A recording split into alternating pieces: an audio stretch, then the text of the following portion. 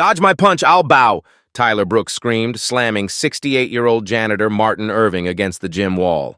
Champion's Den went dead silent. 25 fighters stopped training as Tyler exploded over Martin accidentally bumping his water bottle.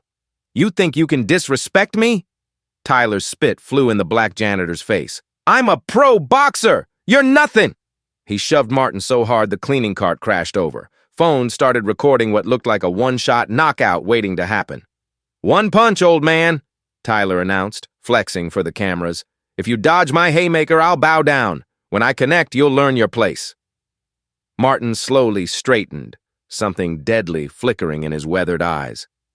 I accept, he said quietly.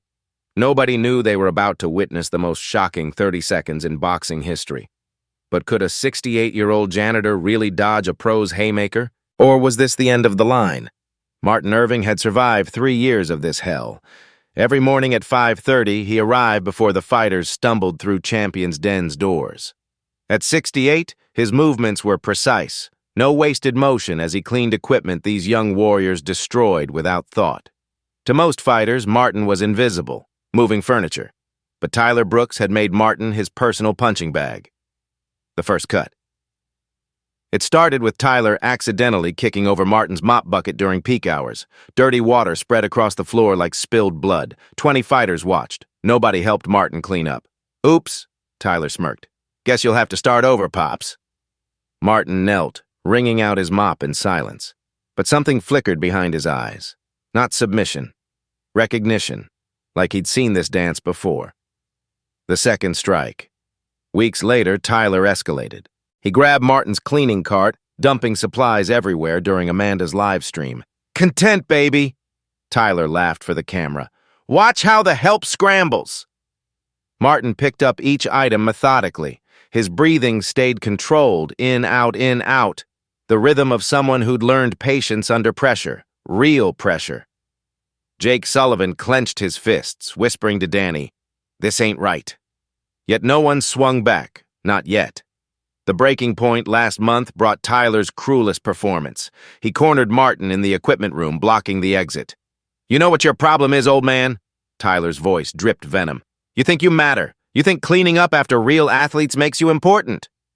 Martin's hands stayed steady on his supplies, but Eddie Thompson, watching from the doorway, caught something others missed, the way Martin's feet positioned themselves. Balanced. Ready. Some people are born to serve, Tyler continued. Others are born to dominate. Guess which one you are? Martin said nothing, but his shoulders squared almost imperceptibly. For just a moment, 3 years of careful invisibility cracked. The Watchers. The gym developed patterns around Tyler's cruelty. Fighters dodged his abuse like they dodged punches, timing workouts, slipping out for water breaks. The silence ate at them. Sarah Martinez tried subtle interventions, thanking Martin publicly, positioning herself between predator and prey. But Tyler's status as Frank Wilson's golden boy created an invisible shield. He brings sponsors, Frank explained when Sarah finally confronted him. We can't afford this, Sarah shot back. But Frank had already walked away. The hidden truth. Martin absorbed every insult, every shove, every calculated humiliation. His calm wasn't weakness, it was discipline earned through wars these kids couldn't imagine. In quiet moments, when the gym emptied, Martin's true nature leaked through. His footwork around heavy bags followed patterns too fluid for a janitor. His breathing matched rhythms of someone who'd controlled heart rate under real fire.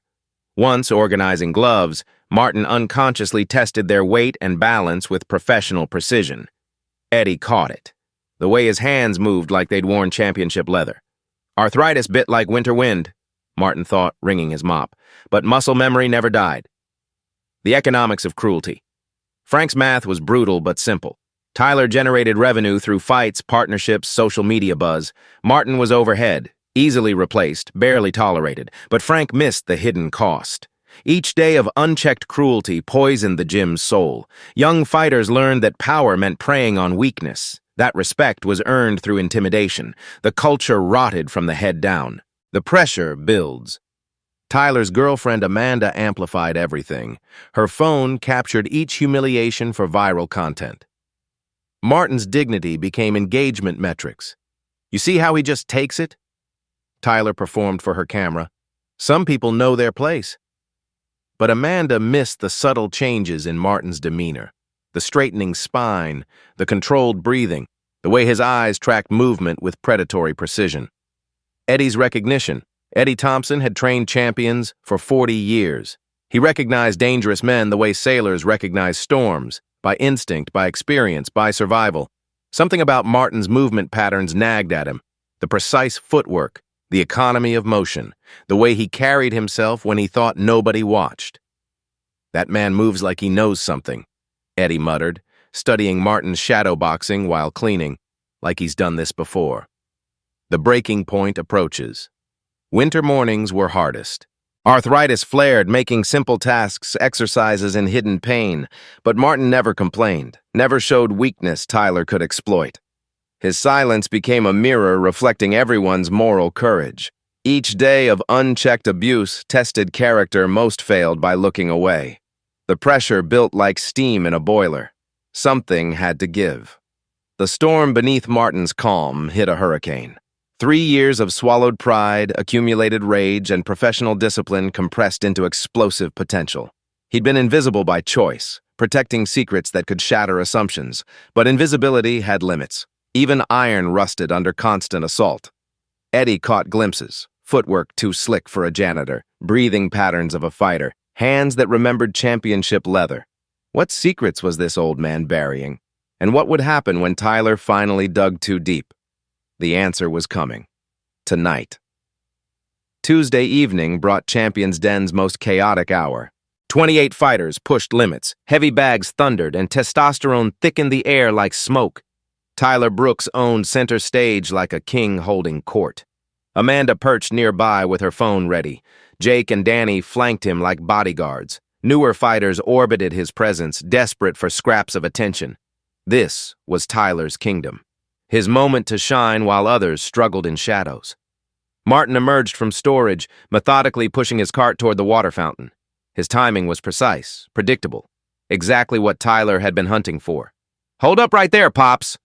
Tyler's voice cut through gym noise like a blade. Every conversation died. Training rhythms stumbled. All eyes turned toward the brewing storm. Tyler stepped into Martin's path, muscles rippling, blocking any escape. He puffed his chest like a street brawler claiming territory. "We're conducting real business here," Tyler announced, volume calculated to reach every corner. "Athletes discussing actual training, not time for your cleaning show." Martin stopped, grip steady on his cart handle. The gym's energy shifted. Conversations became whispers. Workouts slowed as attention drifted toward Tyler's latest performance. "I need to clean the fountain area," Martin replied simply, professional despite obvious provocation. Tyler moved closer, invading personal space with deliberate intimidation. Height difference was brutal, age gap obvious, power dynamic crystal clear to everyone watching. "See, that's the issue, Pops. You think your mop schedule trumps real sweat?" Tyler's voice climbed with each word. "This gym's my ring, not your playground." Amanda's phone was already rolling, excitement radiating as she sensed viral gold materializing. Other members reluctantly pulled out devices, uncertain whether they were documenting or protecting themselves. "Ladies and gentlemen," Tyler spun to address his growing audience with theatrical flair. "Perfect example of what's wrong today. No respect for hierarchy, no understanding of natural order." Nervous chuckles rippled through the crowd, but most faces showed discomfort. This crossed lines even Tyler's loyalists found hard to justify. Sarah Martinez stopped her workout entirely, expression darkening with disgust. Eddie Thompson moved closer, experienced eyes reading the situation's dangerous trajectory with alarm. Martin remained silent, breathing steady despite public scrutiny and mounting humiliation. His hands stayed relaxed, but his feet shifted almost imperceptibly into balanced stance, detail noticed only by Eddie. "You know what happened here?" Tyler asked, circling Martin like a predator with wounded prey. "Our maintenance staff got too comfortable, too familiar, too confident about his food chain position." The crowd grew as word spread through social networks. Fighters abandoned training to witness Tyler's latest display, drawn by violence's magnetic pull and social media drama. Tyler jabbed his finger toward Martin's chest. Maybe someone needs reminding about respect, about knowing your role, about understanding that some people lead while others serve. Amanda zoomed in on Martin's face, hoping to capture his exact breaking moment. Her followers demanded authentic content, real emotion, genuine conflict. This elderly janitor's humiliation would provide weeks of engagement. "I apologize if I've inconvenienced anyone," Martin replied, voice carrying clearly despite low volume. "I'm simply doing my job." Tyler's laugh was harsh, ugly, broken glass cutting through tension. "Your job is whatever I say it is, old man. My gym during my training hours. Right now, you're in my way." Economic reality was impossible to ignore. Tyler generated revenue through fights, partnerships, social media presence attracting younger fighters. Martin represented overhead costs, easily replaced labor, barely tolerated liability. "Here's what's happening," Tyler announced, positioning himself directly in front of Martin while ensuring optimal camera angles. "I'm giving you education about respect, about understanding your world position." He moved even closer, close enough that Martin had to look up to meet his eyes. Intimidation was obvious, calculated, designed to shatter whatever remaining dignity Martin possessed. Tyler cracked his knuckles, rolled his shoulders. "I'm throwing one punch, just one. All you do is dodge it. Simple enough for someone your age, right?" The proposition hung like a challenge in an old western. The gym went silent except for ventilation hums and distant traffic. "If you move fast enough to avoid getting hit," Tyler continued, playing to his audience with practiced showmanship, "I bow down right here and apologize for disrespecting you." The crowd shifted uncomfortably. This had moved beyond simple hazing into something darker, more dangerous, but still, nobody spoke up. Nobody intervened. Nobody challenged Tyler's escalating cruelty. Martin studied Tyler's face for a long moment, dark eyes unreadable as he processed the challenge and implications. Silence stretched endlessly, building tension that made everyone hold breath. "And if I can't dodge it?" Martin asked quietly. Tyler's grin was predatory, triumphant, already savoring victory. "Then you get on your knees and apologize to everyone for getting in our way. You admit you don't belong in the same space as real fighters. You promise to stay invisible during peak hours." Complete humiliation, physical defeat followed by psychological surrender, all captured for social media immortality. "Come on, Martin," Jake called out, trying to inject levity. "Just dodge it. How hard can it be?" Tyler whirled on his training partner with explosive fury. "How hard can it be? You questioning my speed, Jake? My accuracy? Maybe you want to test those theories?" Jake held up hands in immediate surrender, stepping back from Tyler's anger. The message was clear. Anyone questioning Tyler's dominance might become his next target.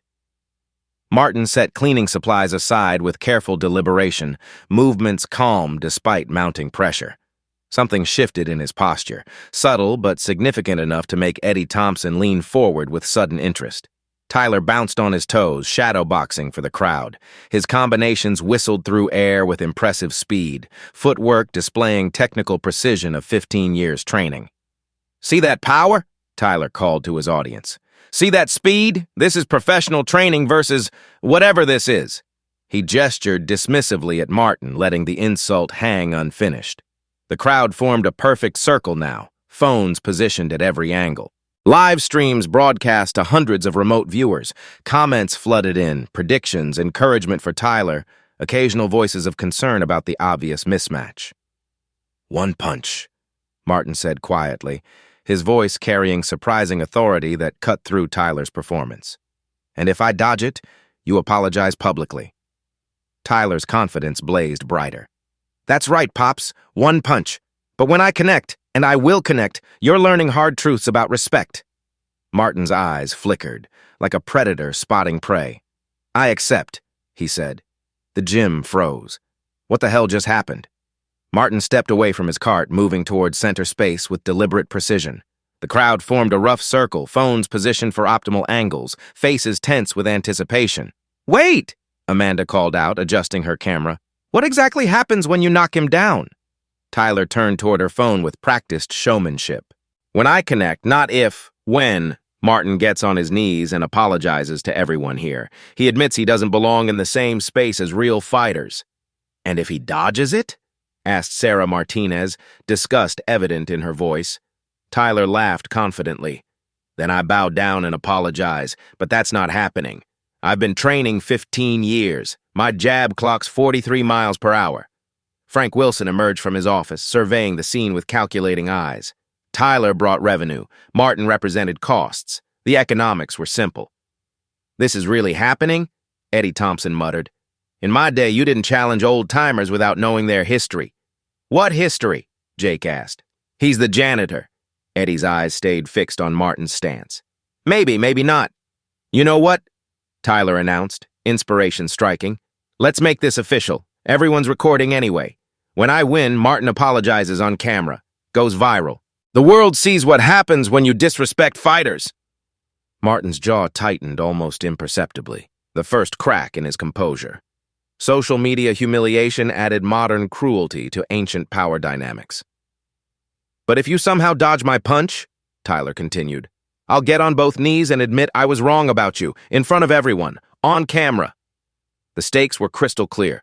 Public humiliation for the loser, broadcast to millions through social media. This transcended gym confrontation. This was content creation with real human consequences. One chance, Martin said quietly. That's all you get. Tyler bounced with nervous energy. One chance is all I need. I've been fighting since I was 10. You've been mopping floors. Tyler's preparation became theatrical, rolling shoulders, cracking knuckles, throwing practice combinations to demonstrate speed and power, each movement calculated to intimidate. Actually, Tyler added with sudden inspiration, let's do this properly. I need 30 minutes to finish my workout and warm up properly. Then we settle this like professionals. The delay created perfect anticipation. Stakes established, audience committed to staying for resolution. Conversations erupted with predictions and side bets. Most favored Tyler heavily, but old-timers like Eddie remained conspicuously silent. Martin nodded agreement, then returned to his cleaning cart. Instead of leaving as expected, he remained, continuing routine maintenance as if nothing unusual had been arranged. His calm acceptance only added to the surreal atmosphere. 30 minutes, Tyler called out, resuming training with extra intensity for his audience. Then everyone sees what real boxing looks like. Bets flew immediately. $20 Tyler misses? Danny laughed. Nah, this old man's toast. 50 says it's over in one shot, Jake added, pulling out his wallet. Easy money, Amanda chimed in, already calculating social media profits. But Eddie smirked, shaking his weathered head. Fools, you don't bet against ghosts. The comment sent confused looks rippling through the crowd, but Eddie offered no explanation. Word spread through social networks, texts and calls bringing friends who didn't want to miss the spectacle. The audience grew as anticipation built toward what promised to be either spectacular knockout or disturbing assault. Amanda positioned herself strategically, already composing social media captions. This was authentic, unscripted drama that built massive followings. Real conflict with genuine stakes and potentially life-changing consequences. Martin continued methodical work, movements unchanged, breathing steady. But close observers might notice subtle energy shifts, not anxiety, but focused preparation of someone entering a familiar arena after a long absence. The waiting period transformed the gym's energy completely. Normal training rhythms dissolved as fighters abandoned routines to discuss the upcoming confrontation. Some researched Tyler's fighting record on phones, others debated whether the old janitor had any survival chance. Frank Wilson watched from his office doorway, torn between stopping the spectacle and letting it play out. Tyler's value to the gym warred with his conscience, but economics usually won those battles. Eddie Thompson positioned himself closer to the action, his experienced eyes never leaving Martin's subtle preparations. Something about the old man's movements triggered memories he couldn't quite place. The clock became everyone's focus. Gym members checked phones constantly, counting down minutes until the inevitable confrontation. 28 minutes, 27, 26. The tension built like pressure in a boiler. Everyone felt it. The electric anticipation of impending violence, the social media gold about to be mined, the life-changing moments approaching for both men. Tyler continued his elaborate warm-up, playing to the growing crowd while building his own confidence. Each punch he threw into empty air was meant to intimidate, to reinforce the narrative of inevitable domination. But Martin Irving just kept cleaning, his calm becoming more unsettling with each passing minute. The clock ticked, 29 minutes, and counting. Martin Irving's hands moved automatically across gym equipment, muscle memory guiding routine while his mind drifted to memories usually kept locked away. The loss. 3 years back, Sarah's hand went cold in his. 42 years gone to cancer's thief. The smell of hospital bleach still haunted him. Machines beeping their mechanical death songs, bills that buried him alive, deeper than any grave. "I'm proud of the man you became," she'd whispered, not knowing bankruptcy papers sat in their kitchen drawer. The medical bills had arrived like an avalanche. Each envelope contained numbers that made his heart race with panic. Experimental treatments, specialist consultations, medications that cost more than most people's monthly rent. But Martin had mortgaged their house, emptied retirement accounts, borrowed against his life insurance. He'd have sold his soul to give Sarah one more day. Some burdens were meant to be carried alone. The Fall Iron Martin Irving, 3-time regional heavyweight champion. The name once opened doors, commanded respect, filled arenas with thunder. 23 years of professional boxing, facing legends, earning respect through blood and skill. Now, he mopped floors where legends were born, invisible to fighters who'd have begged for his autograph a decade ago. Photo in his wallet, yellow-edged and precious. Him versus Tommy Morrison, gloves raised in victory, crowd roaring like a freight train. 12 brutal rounds of pure violence and skill. The night he'd proven he belonged with boxing's elite. Madison Square Garden, 18,000 screaming fans, his trainer embracing him as the final bell rang, the satisfaction of a man at absolute peak of his powers. Now he cleaned their sweat off heavy bags. The irony. Catherine texted from Seattle, cheerful updates about her law firm promotion, her son's Little League games. She believed her father lived comfortably in retirement, drawing pension from security consulting work. Martin never corrected her assumptions. Let her keep believing Daddy was enjoying golden years with dignity intact. The truth was minimum wage and arthritis that bit like winter wind. The truth was swallowing pride daily while kids like Tyler treated him like furniture. The truth was lying awake in his cramped studio apartment, staring at ceiling tiles and wondering how he'd fallen so far. But some nights, alone with that yellowed photograph, Martin remembered what it felt like to be dangerous. Now the skills that never die. But muscle memory was unforgiving. When Martin moved around heavy bags, his footwork still followed patterns drilled through thousands of training sessions. Orthodox stance, 45-degree angles, weight on balls of feet. When organizing gloves, his hands automatically assessed weight and balance with professional precision. 14-ounce sparring gloves versus 10-ounce competition leather. He could tell the difference blindfolded. When conversations turned to technique, his strategic mind analyzed matchups and predicted outcomes with accuracy that came from living the game from inside. He'd see young fighters throwing combinations and instantly spot their tells, their weaknesses, their potential. The sport had moved on without him, as sports always did. New champions rose while old ones faded into memory or minimum wage obscurity. But the fighter never left. Tyler's mistake. Martin studied Tyler like he'd studied opponents for 23 years. Reading tells, cataloging weaknesses, building strategy. Tyler was talented but unrefined, strong but predictable, confident but careless.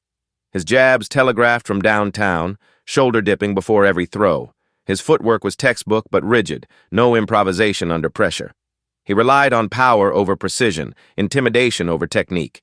The kid threw punches from too far away, telegraphed intentions with obvious shoulder movement, depended on size and youth instead of skill. Classic amateur mistakes that would get him hurt against real competition. Against untrained opponents, these flaws didn't matter.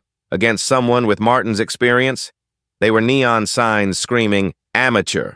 The psychology. Tyler saw an elderly black janitor and assumed weakness. Classic mistake. He'd built his confidence on beating lesser opponents, never facing someone who'd survived real wars. Martin understood the psychology perfectly. Young men needed to establish dominance. Picking on apparent defensiveness was easiest path to perceived strength. But Tyler had no idea he was tormenting someone who'd once shared rings with legends, someone whose name belonged in boxing history books, someone who'd learned to channel violence into art through decades of professional combat. The irony was suffocating. Tyler was performing for audiences who had no idea they were watching a master being disrespected by a student who didn't even know school was in session. The preparation. The 30-minute delay gave Martin time to access dormant parts of himself. His breathing shifted into pre-fight rhythm. Slow, deep, centering. The pattern that had carried him through championship battles. His mind began familiar opponent analysis, Tyler's preferred combinations, jab, cross, hook. His range, exactly 74 inches. His timing, rushed when angry, sloppy when showing off. Every habit, every weakness, every opportunity for exploitation.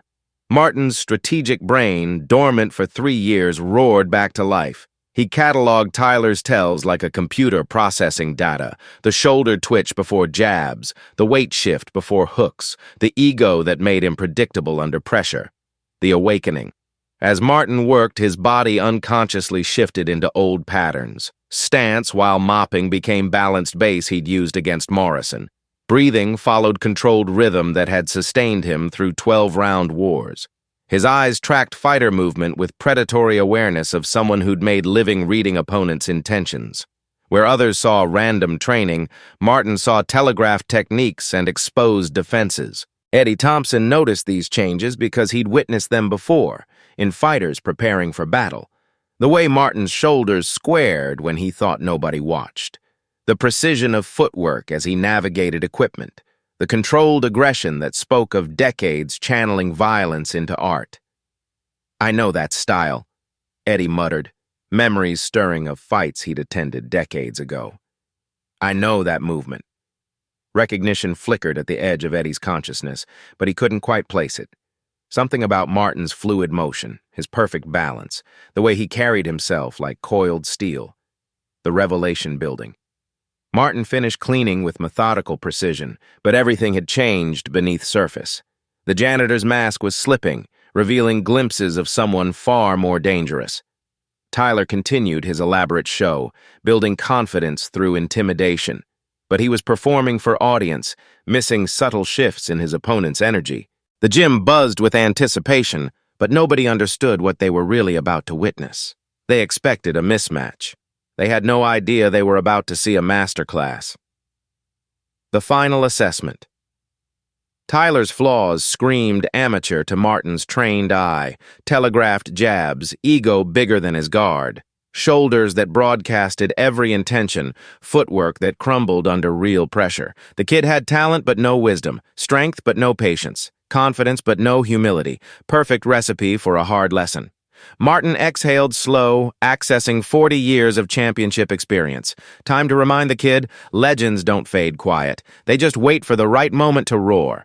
The 30 minutes crawled by like hours, but finally Tyler Brooks stepped into the center arena, skin glistening with sweat from warm-up designed more for intimidation than preparation. His muscles were pumped, confidence radiating through every calculated movement. The audience had nearly doubled. Word spread through texts, social media posts, urgent phone calls, drawing fighters from other gyms, curious onlookers from the street, anyone hungry for authentic drama that social media algorithms devoured. Phones positioned at every angle, live streams broadcasting to hundreds of viewers, energy crackling with anticipation. Tyler's jabs popped like firecrackers, sweat flying with each sharp combination. His footwork echoed against concrete, tap, shuffle, tap, displaying technical precision of 15 years dedicated training. "Look at this hand speed," Tyler called out, throwing rapid-fire combinations that whistled through air like freight trains. 82 inches of hurt, Pops. This is professional training versus whatever you call mopping floors." He gestured dismissively toward Martin, who stood quietly at circle's edge, still wearing work clothes, looking every bit the part of maintenance worker who'd stumbled into something beyond his capabilities. But Eddie Thompson's trained eye caught details others missed. When Martin stepped into center space, his walk had transformed. The shuffle of elderly maintenance worker replaced by something fluid, purposeful, predatory. "Ladies and gentlemen," Tyler announced with theatrical flair. "Thank you for your patience. Time to settle some unfinished business." The crowd fell silent as Martin walked slowly toward his position, cleaning supplies forgotten, usual invisibility replaced by presence that commanded attention despite shabby work shirt and worn shoes. Tyler's pre-fight ritual was pure theater now, shoulders rolling like pistons, arms rotating in perfect circles, practice swings that cracked through air with professional precision, each movement designed to intimidate, to reinforce obvious physical advantages. "You see that reach?" Tyler asked, extending arms to full span. 82 inches of pure violence. "You see that speed?" His combination snapped through air, pop, pop, pop, like gunshots. "This is what dedication looks like." Martin stood approximately 6 feet away, hands loose at sides, breathing slow and deep. His stance appeared casual, almost careless to most observers. But Martin's feet, rooted like an oak, eyes locked on Tyler's chest, reading the tell like a bad bluff. "Wait," Sarah Martinez whispered to her training partner, unease creeping into her voice. "Why is he standing like that?" Other observers began noticing what Sarah had seen. Martin's casual stance wasn't casual at all. His feet were positioned in classic boxing base, weight perfectly distributed, hands ready to react instantly to incoming threats. Tyler, focused on his performance for cameras, missed these subtle changes entirely. He was building his brand, creating content for social media consumption. The actual confrontation had become secondary to spectacle he was orchestrating. "Something's not right here," Jake murmured to Danny, studying Martin's positioning with growing unease. "Look at his eyes. That's not fear." Danny squinted across circle at Martin's face. Where they expected anxiety or resignation, they found something else entirely. Focused calm of someone entering familiar territory, someone who understood exactly what was about to happen. The crowd's energy shifted as people processed what they were observing. Initial excitement gave way to uncertainty as they realized this wasn't unfolding like typical bullying scenario. Martin's composure was unsettling, his readiness somehow threatening despite apparent disadvantages. Amanda continued recording, but her expression had changed from excitement to confusion. Her followers were commenting rapidly, many asking questions about the old man's strange confidence, others demanding Tyler hurry up and finish what he'd started. "You know what?" Tyler announced, his voice slightly forced as he noticed the changed atmosphere. "Enough talk. Time for action." He moved closer to Martin, entering striking range with theatrical confidence. The space between them compressed to less than 4 feet, close enough for Tyler to land his promised punch, close enough for crowd to see every detail of what was about to happen. Martin's breathing remained steady, but his body made another almost invisible adjustment. His chin tucked slightly, eyes focused on Tyler's chest rather than his face, detail that would have meant nothing to most observers, but everything to someone who understood boxing fundamentals. Eddie Thompson's eyes widened as decades of experience suddenly clicked into place. "Jesus Christ," he whispered to himself, recognition dawning like sunrise. That's Iron Martin Irving. But his recognition came too late to change anything. The confrontation had gained too much momentum, drawn too large an audience, created too much anticipation to stop now. Tyler continued building drama, explaining his superior training, his professional record, his obvious physical advantages. He made jokes about Martin's age and questioned whether the older man's reflexes were quick enough to avoid serious injury. "My jab clocks 43 miles per hour on the speed gun," Tyler bragged, throwing demonstration punches that whistled past Martin's head. "That's faster than most people can blink." Throughout the verbal assault, Martin remained motionless except for his breathing. In, out, rhythm of someone who'd learned to control heart rate under extreme pressure. His eyes never left Tyler's torso, reading micro-movements with skill of someone who'd made living predicting opponents' intentions. The gym's acoustic environment had changed completely. Normal training sounds, heavy bags thumping, speed bags rattling, weights clanking, had been replaced by electric silence, punctuated only by Tyler's voice and the soft whir of phone cameras. "Last chance, old man," Tyler said, cocking his right hand back in obvious preparation for straight punch. "Apologize now or get knocked down in front of everyone." The crowd held its breath. Phones captured every angle. Live streams broadcast the moment to growing online audiences. The tension had become suffocating as everyone waited for inevitable conclusion. Martin's response was barely audible but carried clearly in sudden silence. "Real strength is knowing when you don't need to prove it." The words hit Tyler like physical blow. For the first time all evening, his confidence wavered slightly. There was something in Martin's tone, not defiance, but certainty, that didn't match the script Tyler had written for this encounter. "What did you say?"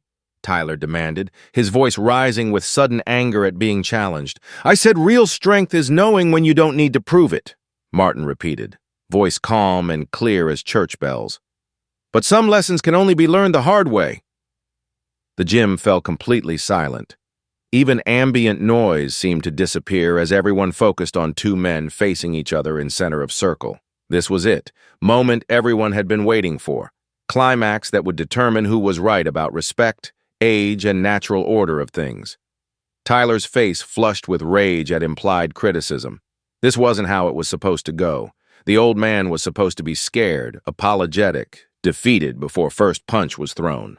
Instead, he was standing there like he belonged, like he knew something Tyler didn't. The air itself seemed to thicken with tension. Sweat dripped onto concrete with tiny splashing sounds. Someone's phone buzzed with incoming message, harsh electronic intrusion that made everyone jump. Tyler's breathing had become audible, harsh and rapid compared to Martin's controlled rhythm. His muscles were tense, coiled, ready to explode into violent action. "You want to learn something the hard way?" Tyler snarled, pulling his right hand back to full extension like cocking a pistol. Martin's stance shifted one final time, so subtly that only Eddie Thompson caught the movement. 40 years of professional boxing experience crystallized into perfect defensive positioning as Martin prepared to demonstrate difference between youthful aggression and mature skill. Tyler cocked back, rage boiling over like lava from an active volcano. "Lesson time." Martin's whisper cut through air like a blade through silk. Real strength, knowing when to duck. The moment of truth had arrived.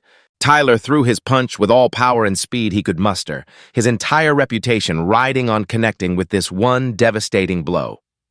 The punch flew, and the world shifted. Tyler's punch came like a freight train, fast, brutal, devastating. 15 years of training condensed into one explosive right hand aimed directly at Martin's weathered face, his full body weight committed behind the blow, technique flawless, power that could drop a heavyweight. The punch whistled through air with lethal precision. Tyler's form was textbook perfect. Hip rotation generating maximum torque, shoulder driving through target. This was the knockout blow that would end everything. But Martin wasn't there when the punch arrived. The movement was liquid poetry, so fluid it seemed supernatural to stunned observers. Martin's upper body swayed exactly the right distance left, Tyler's fist cutting through empty air where his head had been a split second before. No wasted motion, no unnecessary drama. Just perfect economy of movement that spoke of thousands of hours in professional rings. "Holy shit!" someone breathed. Tyler's momentum became his enemy. The tremendous force he'd put behind the missed punch carried him forward, balance completely destroyed, his feet tangled as physics took over, body twisting awkwardly as he careened toward concrete floor with nothing to break his fall except Martin's hands. Instead of stepping aside to watch Tyler crash in humiliation, Martin caught him.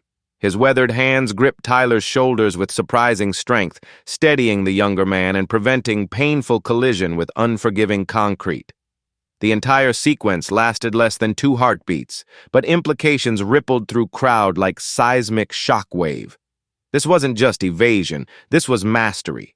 This was the difference between someone who'd learned to fight and someone who'd lived to fight. "That was," Sarah Martinez whispered, voice filled with awe, "that was beautiful." Tyler stood frozen in Martin's grip, face inches from the older man's calm, steady eyes. For the first time all evening, Tyler was speechless. The punch that should have ended everything had been neutralized so completely, it seemed like he'd never thrown it at all. The crowd remained locked in stunned silence, phones still recording but operators too shocked to process what they'd witnessed. This wasn't the brutal knockout they'd expected. This was something entirely different, something that challenged every assumption they'd brought to the confrontation. Amanda's live stream exploded with comments. How did he do that? Replay that dodge! Who is this old man? Eddie Thompson stepped forward, his voice carrying authority of decades spent in boxing gyms worldwide. I know that style. I know that movement. His weathered face filled with recognition. Jesus Christ, you're Iron Martin Irving. The name hit the assembled crowd like lightning. Iron Martin Irving, regional heavyweight champion for 3 consecutive years. The fighter who'd gone 12 brutal rounds with Tommy Morrison and emerged victorious. The boxer who'd been mentioned in same conversations as sports elite. Martin gently released Tyler's shoulders, stepping back with same measured calm he'd maintained throughout entire confrontation. His breathing remained steady, composure unbroken, dignity not just intact but enhanced. You're him, Eddie continued, voice filled with respect due to living legend. Iron Martin Irving. I saw you fight at Madison Square Garden in '94. The gym's energy shifted completely. Where there had been anticipation for Tyler's dominance, there was now stunned recognition of what they'd actually witnessed. This wasn't young athlete bullying elderly janitor. This was master craftsman demonstrating why skill and experience trumped youth and aggression. Tyler's face cycled through confusion, disbelief, and dawning comprehension as reality crashed over him. He'd challenged a professional boxer, a champion, a legend. Martin straightened to his full height, years seeming to fall away from his shoulders. His posture radiated quiet confidence of someone who'd never truly been broken. Now, Martin said quietly, his voice carrying easily across silent gym, I believe someone made a promise about apologizing. Tyler's punch came like a freight train, fast, brutal, devastating. 15 years of training condensed into one explosive right hand aimed directly at Martin's weathered face. His full body weight committed behind the blow, technique flawless, power that could drop a heavyweight. The punch whistled through air with lethal precision. Tyler's form was textbook perfect, hip rotation generating maximum torque, shoulder driving through target. This was the knockout blow that would end everything. But Martin wasn't there when the punch arrived. The movement was liquid poetry, so fluid it seemed supernatural to stunned observers. Martin's upper body swayed exactly the right distance left. Tyler's fist cutting through empty air where his head had been a split second before. No wasted motion, no unnecessary drama, just perfect economy of movement that spoke of thousands of hours in professional rings. Holy shit, someone breathed. Tyler's momentum became his enemy. The tremendous force he'd put behind the missed punch carried him forward, balance completely destroyed. His feet tangled as physics took over, body twisting awkwardly as he careened toward concrete floor with nothing to break his fall except Martin's hands. Instead of stepping aside to watch Tyler crash in humiliation, Martin caught him. His weathered hands gripped Tyler's shoulders with surprising strength, steadying the younger man and preventing painful collision with unforgiving concrete. The entire sequence lasted less than 2 heartbeats, but implications rippled through crowd like seismic shockwave. This wasn't just evasion, this was mastery. This was the difference between someone who'd learned to fight and someone who'd lived to fight. That was... Sarah Martinez whispered, voice filled with awe. That was beautiful. Tyler stood frozen in Martin's grip, face inches from the older man's calm, steady eyes. For the first time all evening, Tyler was speechless. The punch that should have ended everything had been neutralized so completely it seemed like he'd never thrown it at all. The crowd remained locked in stunned silence, phones still recording but operators too shocked to process what they'd witnessed. This wasn't the brutal knockout they'd expected. This was something entirely different, something that challenged every assumption they'd brought to the confrontation. Amanda's live stream exploded with comments. How did he do that? Replay that dodge. That. Who is this old man? Eddie Thompson stepped forward, his voice carrying authority of decades spent in boxing gyms worldwide. I know that style. I know that movement.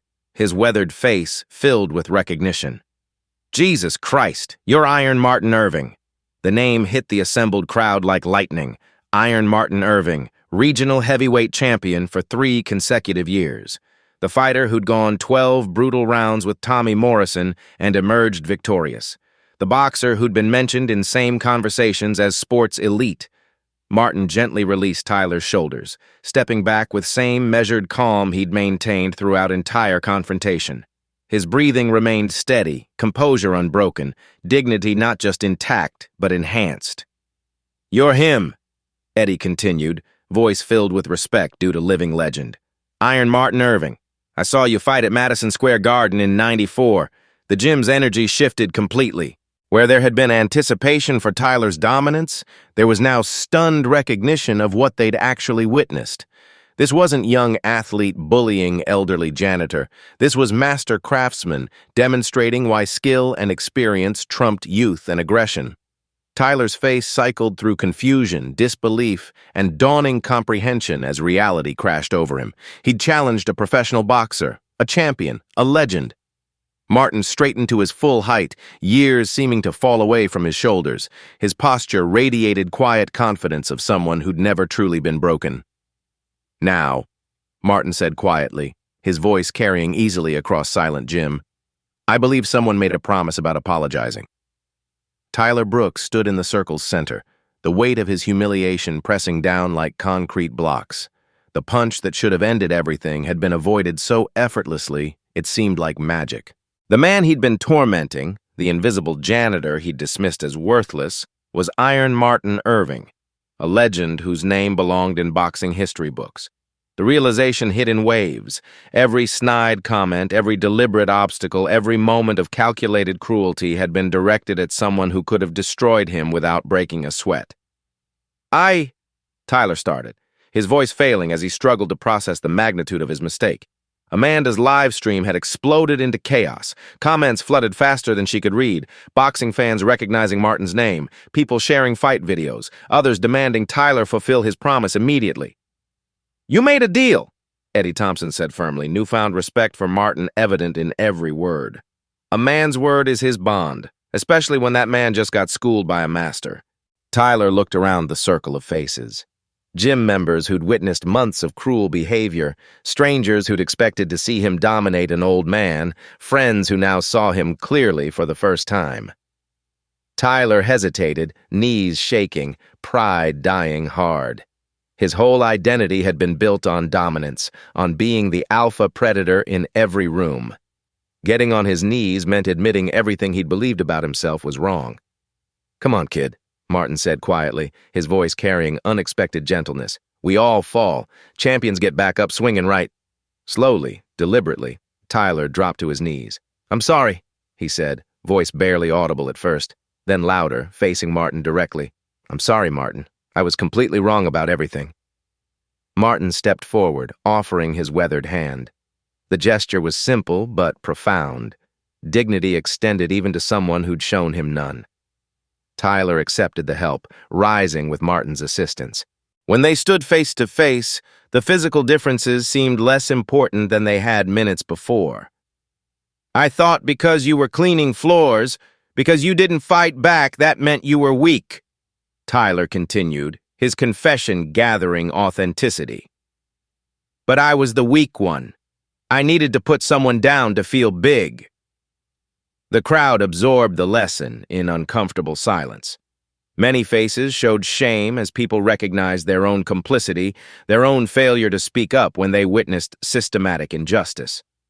Frank Wilson pushed through the crowd, business instincts warring with conscience. "Martin, I had no idea who you were. The head trainer position, full salary, benefits, the respect you should have had." Martin waved him off with a slight smile. "I clean wins, Frank, but no more dirt from your golden boy." Frank's face reddened, but he nodded. "Anyone who has a problem with that can find another gym." Tyler stepped forward again, transformation evident in his posture. The arrogance had been replaced by something rawer, more honest. "Martin, I know sorry isn't enough, but I want to learn from you, not just boxing, how to be a man who treats people right." Martin studied Tyler's face, reading sincerity where arrogance had dominated. "Some lessons can only be learned the hard way, but you're willing to learn. That means there's hope." The crowd began dispersing, but the gym's energy had been fundamentally transformed. Conversations buzzed with recognition of what they'd witnessed, not just masterful boxing skill, but a lesson in character that would be remembered long after videos stopped circulating. Eddie Thompson approached Martin with obvious reverence. "Iron Martin Irving, do you know how many young fighters would give anything to train with someone of your caliber?" Martin's smile was genuine. "Maybe that's worth considering. Teaching can be its own kind of fighting." Amanda stopped recording, approaching tentatively. "Martin, I can delete the video if you want. This got way out of hand." "Keep it," Martin replied thoughtfully. "But maybe use it to teach people something worthwhile.